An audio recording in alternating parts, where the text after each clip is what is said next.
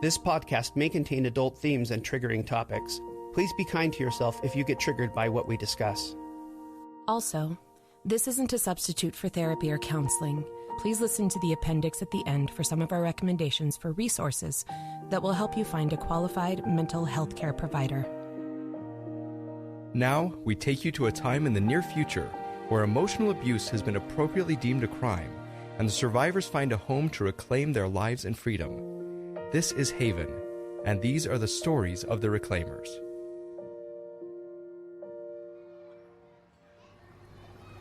Phoenix! Phoenix! Oh, Phoenix! Oh, my stars, baby, where have you been? Mama Jane? Oh, Phoenix, come over here this moment. Listen, kid, this is what I meant. You can't just wander. Mama Jane? Where are we? Now listen, we stay with your class. Do you understand me, young man? Oh, Mama Jane, don't call me that. I'm nearly 45 years old. 6? Mama Jane. Now come on, we need to meet your class over by the deep dive. Didn't you want to see the anglerfish? Oh, right. A field trip to the aquarium the first time Mama, I just want to talk to the octopus. Silly, you can't talk to the octopus. I can, and I did. She talked to me. Oh, yeah? What did she say? She's nervous. She doesn't have thoughts like you and I, but she does have feelings. She does. It says so right there on the sign. Right, and I know because I felt her emotions. All right, Phoenix. Which emotion did you feel? Contentment when they fed her, and then terror because she couldn't find her little boy, then fear that maybe her ex-husband took him. Mama, are you really afraid of Dad taking me? You know I would never go with him. You said not to, and it scares you. Phoenix, I'm sorry, baby. I'm so sorry. I was trying to keep that from you. I can't help what I heard, Mama. And it's okay. I love you. I just want you to feel better. Phoenix, can you read your dad? His emotions? Yes, Mama. His emotions aren't easy. Oh, Phoenix, my boy, give me a hug. Now, what if I think some funny thoughts and you can have some laughing emotion to feel? Oh, Mama, I feel happy when I'm with you. Imagine that. My baby boy, you know, I feel happy when I'm with you, right? Yes, Mama, I know that. I felt it for really reals. You're such a funny little boy. Phoenix, will you promise your mama something? What is it? Promise me that you won't try to read your dad. Because it makes me sad? That's part of it. You don't like the idea of me knowing what he thinks? Did you guess what I thought? Sort of. Did you hear what I thought? Yes, Mama, and that makes you sad. Oh, please don't be sad, Mama, please. Think about me whispering. I will think about that, baby, but I also want to think about you not telling anyone, not anyone in the whole world, that you can hear thoughts, okay? Especially not your dad. I promise I won't, Mama. But... What is it? Mama, what does intimate partner violence mean? Phoenix, how do you know those words? You said them to your friend Vera the other night. Oh, you were supposed to be sleeping the other night when Vera came over. Oh, Mama, don't tickle. Okay, you asked me to stop, so I will.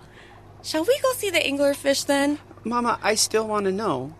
Violence sounds scary. Violence is when people are mean. A partner means special friend, right? Yes, like a best friend or someone you're dating. Like Vera? Oh, I'm not dating Vera. Why not? I haven't asked her out. Yet? You have to stop doing that, baby. Doing what? Looking for my thoughts. Oh, I can't help it. Mama, what's intimate? Phoenix, intimate partner violence means that one partner abuses the other. Abuse? Yes. Like hitting? Like hitting? Or like mean words? Or making them feel mean emotions? Word violence? Emotion violence? Yes, it's all still violence. But intimate? It means close. Two partners are close. Why would a partner be close to someone who is emotion violent at them? Phoenix, sometimes people lie. They lie about themselves in order to get other people to like them. Then the people who lie do bad things to people who now like them. Lies are bad. Some lies are helpful, like me asking you not to tell people you can hear their thoughts. That's an important lie, one that protects you. But emotion violence partners tell lies? Yes, baby. Some of them do. And those lies, they make people unprotected. Dad told you lies and you thought he was safe. So now we're unprotected? You heard me think that? Well, not just now, but lots of times before. Your father did emotion violence. To you? Yes. You've never said that before. I have, just not when you're awake. Did he do emotion violence when I was asleep? He did it all the time, but I didn't think about it until you were asleep. Custody fight. You think that a lot too. Is that emotion violence? It can be, with the wrong people. And that's why I have to go with Dad next week? Oh, yes, my darling, wonderful, brilliant boy. I don't want to hear his loudness. His loudness? Dad feels things loudly. That's a good way to put it. Mama? Yes, baby. I'll be all right. Vera told you that Dad has to have the VidCon watching us all the time. He can't even try to turn it off. If something happens, they'll see it. I'm only worried because the kinds of things he does aren't illegal, so a judge doesn't know how bad the emotion violence really is. I don't want him to do emotion violence to you, baby. He's scared of me. On account of... I just stare at him and nod whenever he thinks something mean. Phoenix, I need you to actually keep that up. Keep staring. Just do not tell him that you can hear his thoughts. Promise? Yeah, I promise. Good. Then I'll be watching that VidCon the whole time you're with him. And Vera will too. She said that it's her job. That's true. As our court-appointed social worker, it is her job. Mama? Yes, baby. I'm sorry Dad did emotion violence to you. It's not your fault, baby.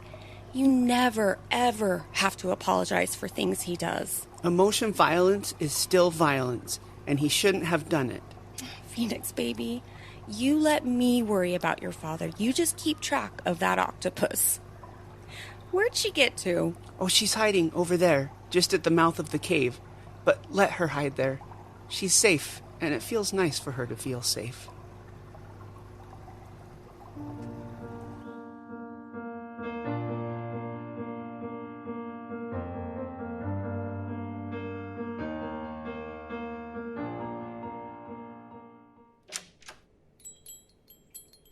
Pheeny, good to see you. Hi, Jeanette. Please have a seat. Thank you.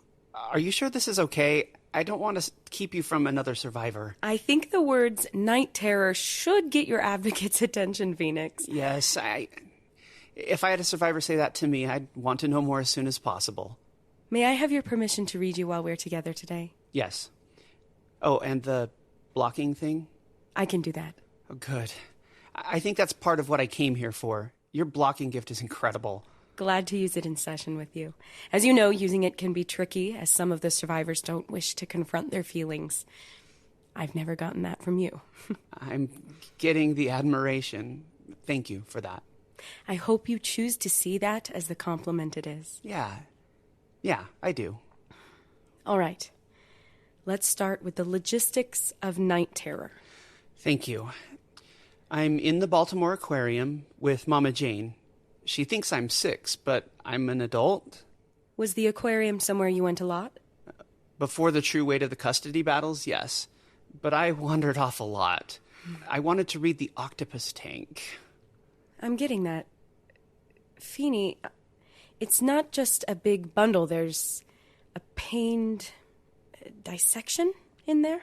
I don't think I'm ready to talk about all that just yet. Perhaps I don't fully understand even.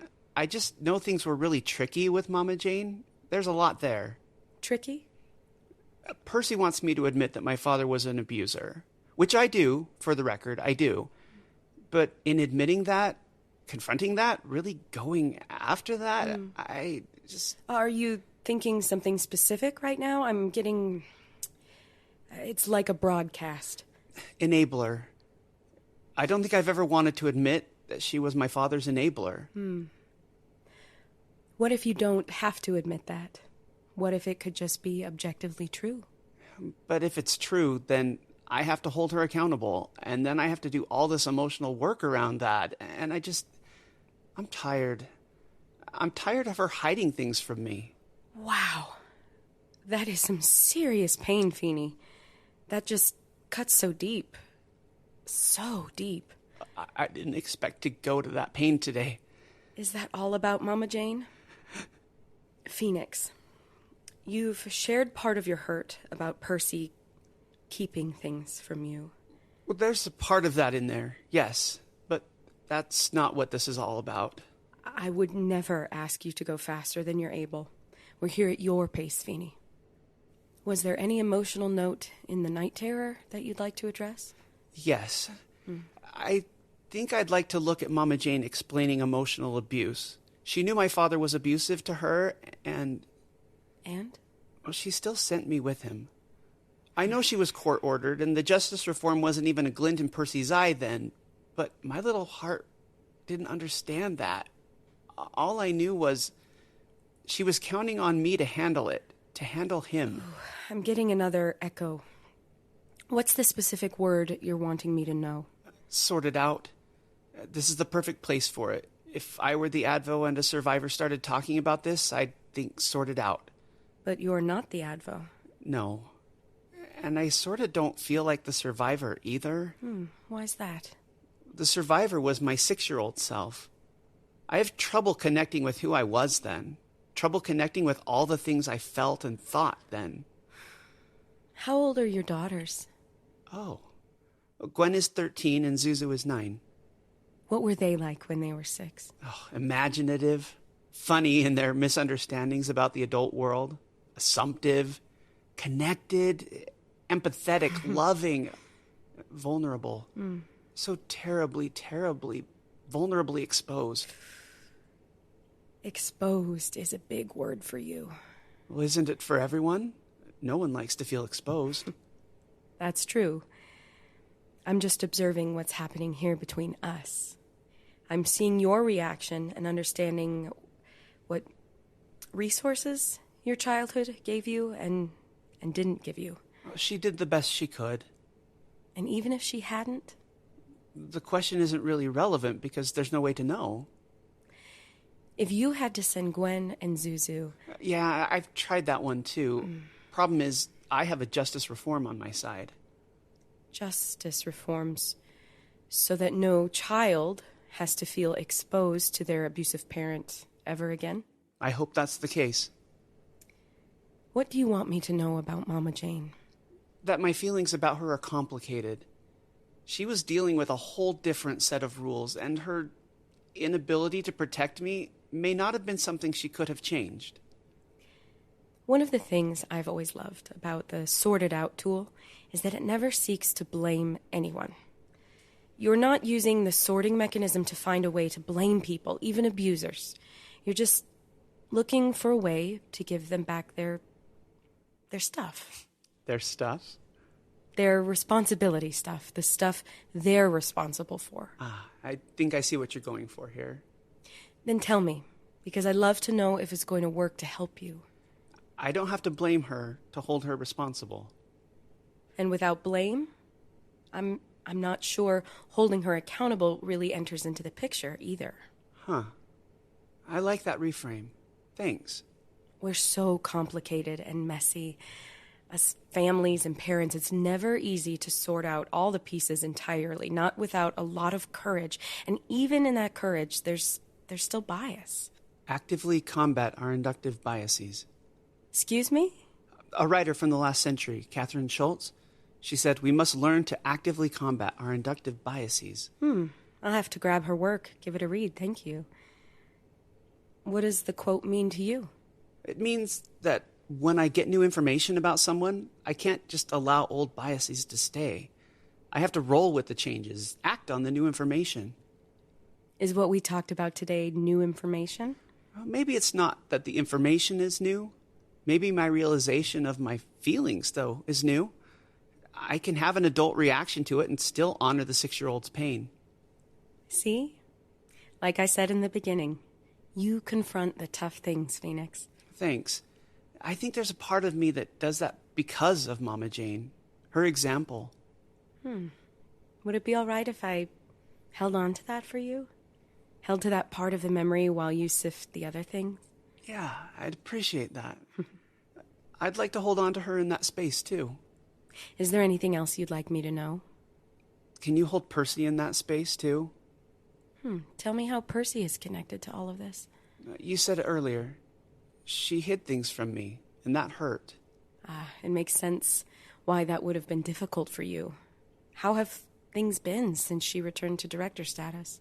I think things have felt progressively better since the inquiry. And there's unresolved hurt still?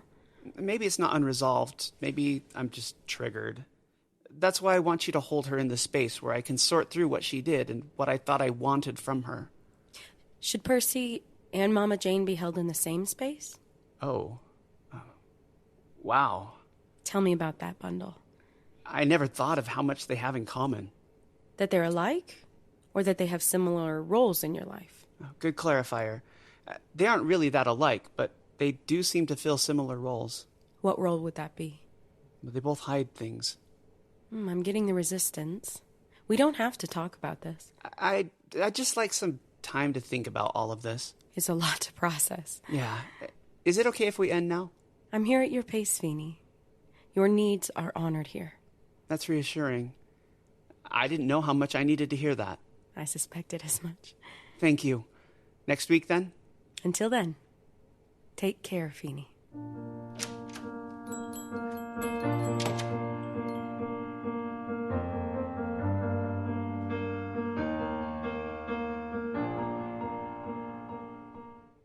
And then I told him that the Empath Council had completely cleared his partner, but not him.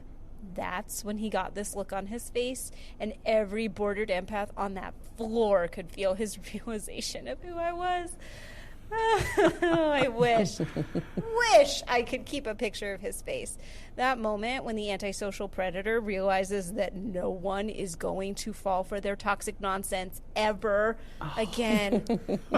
So deeply satisfying. Oh, Sonia, that's brilliant. Right? So delicious. I just love feasting on predatory terror. I love that you found this satisfaction in your line of work. Oh, speaking of, Topher said he'd sent over the special mission I sent him. You got that one? Sure did.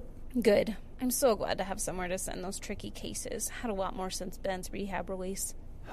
I'm sorry to hear that. That there have been more cases? Or that Ben is done with his rehab? Isn't that obvious? I get it. He messed with your best friend. He hurt her. A lot. And even though he came clean and tried to fix it, it took a lot of people getting in his way to do so. It took his sister's life being threatened.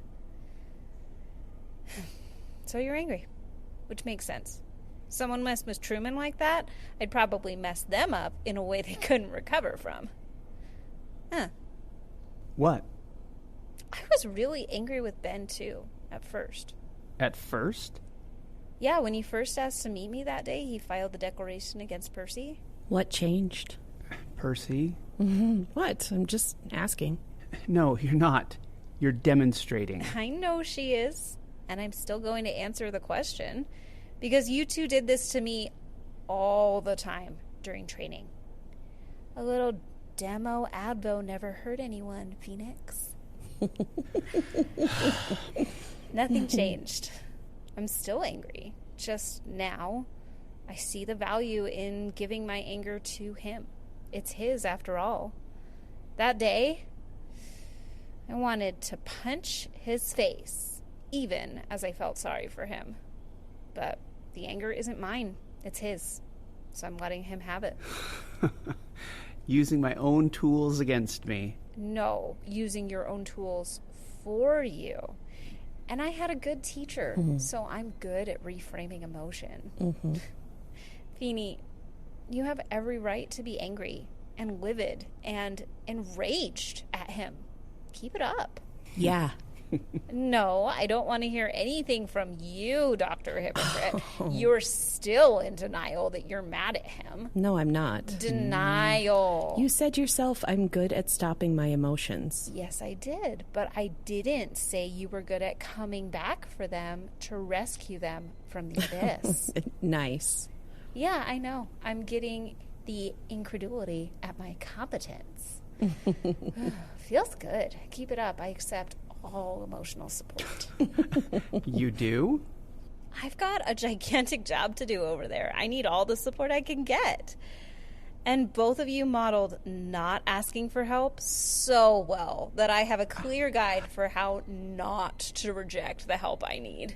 Yes? I don't know whether to apologize for modeling a skill poorly or tell you how proud I am that you figured out how to build that skill for yourself.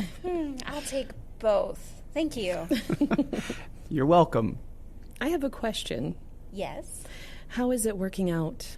Are the best practices helping? Anything we can do to at least model something well? Don't think I'm not getting that sass, Persephone Jean. Oh, good hell. Hey, at least I modeled that for you. Forever. I'll be grateful forever. Truman and I just love calling her PJ. Oh, I told you. No regrets, not even a little bit sorry.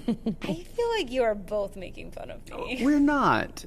We're making fun of how badly we've modeled things for you. Yup. But seriously, I'm so curious as to what your day-to-day looks like over there. Probably what you'd imagine. My unit takes calls from caring people who want to report instances of abuse, and then we follow the step-by-step plan the PRUV committee worked up. We carefully assess an AV situation and... AV? Oh, it stands for Averred Victim. Gotcha. And PRUV? Pre-response unit for victims. PRUV. Proof. Sounds a lot better than unreported section. I like it. Me too. So the proof steps are confirm, offer, and then, if needed, continued outreach. I do remember that part. The committee determined it was best to keep it cyclical, keep it going. Just like you did with Kari. You kept reaching out in a non-threatening way. That's the most important part. I love that we have a way to include this as part of victim support. I always hated the giant gap that exists between a survivor recognizing the abuse and getting out. Sounds like we've got tools to bridge that gap. Are you fully funded? Yes. So soon? Senator Gold made it happen. I think she had some help from Topher, but I can't confirm that. You won't get confirmation here. We can't give it. Sure. Well, and how are you doing personally? We've talked a lot about work. Oh, I'm just great. Wow, is that a lot of happiness and contentment? Are you dating someone? No. Oh, I thought... No, I'm not dating because I'm married to someone. What? You got married and you didn't tell us? Well, he didn't tell anyone. Wow. Congratulations. When? Who? When? Yesterday. You're our last stop before our honeymoon. Yesterday? Oh, my heavens. Sonia. Who is the lucky partner? Well, it's someone you know. And I didn't think you'd be very happy about it, so we didn't tell you or anyone else, including his family. I can't imagine any name you could tell me that would cause the amount of anxiety you're feeling. This name might. Wow. Hey, no fair. You can't read it before I'm ready to say it. You're broadcasting it. Who is it? It's Frankie. Is it Franklin? Truman's brother, Franklin? Yeah. Oh, Sonia, that's incredible news. I am so happy for you both. Oh, what a great match. How is he? I haven't seen him since... Truman's graduation. Oh, right. That was a lot of fun. Yeah, Frankie proposed that night, actually. After Truman's party, we went for a walk over on the mall, and Frankie told me he bought a little house in Virginia, and would I consider sharing the house and a life with him? And what did you say? I said that I liked sharing, especially with him. Oh. And I said that I love him. And you do? Yes, I do. And he loves you? Yes, he does. This is an incredibly beautiful story. I'm so happy for you both. Agreed. Me too. So wait, you got married yesterday. You're here right now instead of leaving on your honeymoon? Yeah. Go! Get Franklin and have a wonderful time together. I will. But I had to stop in and tell you both while Frankie found Truman to talk to him about it. Sonia, I am so happy for you. And thank you for telling us. It means the world that you'd want us to share in your happiness. Thank you. I'm so relieved you're not upset. Upset? Not even close. Deliriously happy? Yes. We can meet up when you return so we can hear more of the story. Have a wonderful time. Thank you, Pheeny. Just thank you. I'll see you soon.